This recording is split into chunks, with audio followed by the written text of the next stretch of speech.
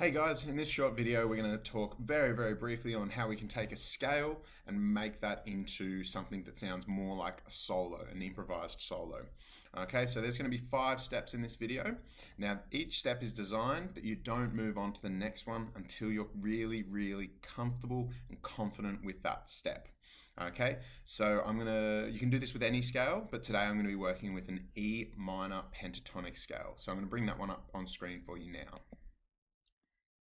So you can see here that we've got our E minor pentatonic scale, and the notes of that are E, G, A, B, D, and E.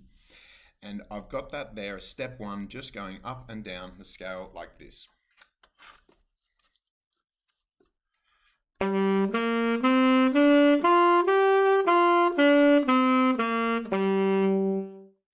Okay, so once we become comfortable with that step, we would move on to step 2. Now step 2 is where we're going to play that scale over the full range of our instrument, okay, because we don't want to be limited in our solos into just 1 or 2 octaves. So this one I'm going to go from using the same notes from a low E all the way up to a high E, back down to a low B, and then finish back on E. So step 2 sounds like this.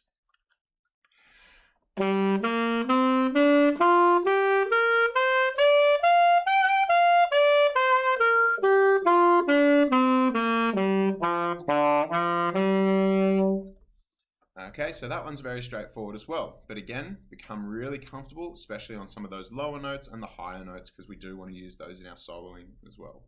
Now the third step, which is the last step that I've got written on the screen there, we're going to actually play the same notes, but we're going to add a bit of style to it. So I'm going to do it in a swing style this time. Okay, so it'll sound like this.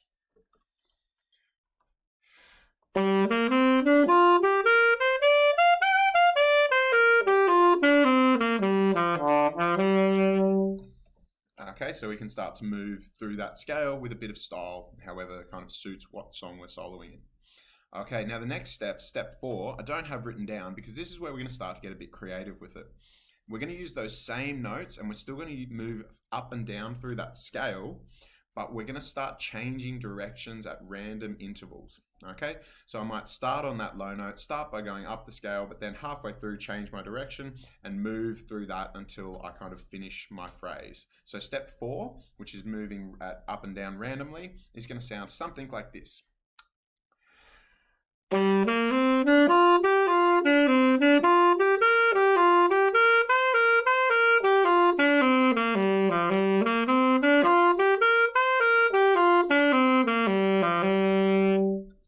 Okay, and so again, becoming really comfortable just using those notes and randomly changing directions through that scale.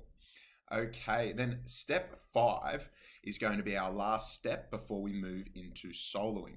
Okay, so using that exact same method we did in step 4, where we're changing directions randomly, we're going to start adding in some different rhythmic values, but we're still just moving through that scale. Okay, so you might do some faster sections, you might do some slower sections, you can do some longer notes, you can do some rests, and you can even do repeated notes on step 5, which will sound like this.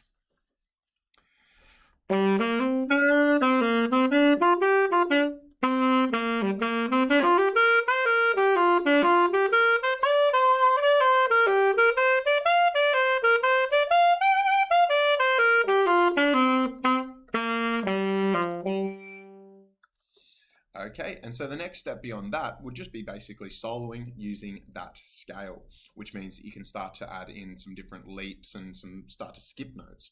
Now it's really important this week with these 5 steps, we don't skip any notes of the scale.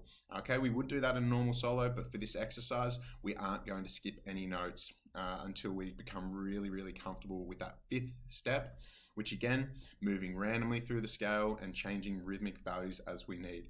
So you guys can try this, but make sure you're comfortable with each step before you move on to the next step. Cool. Hope that helped out there, guys.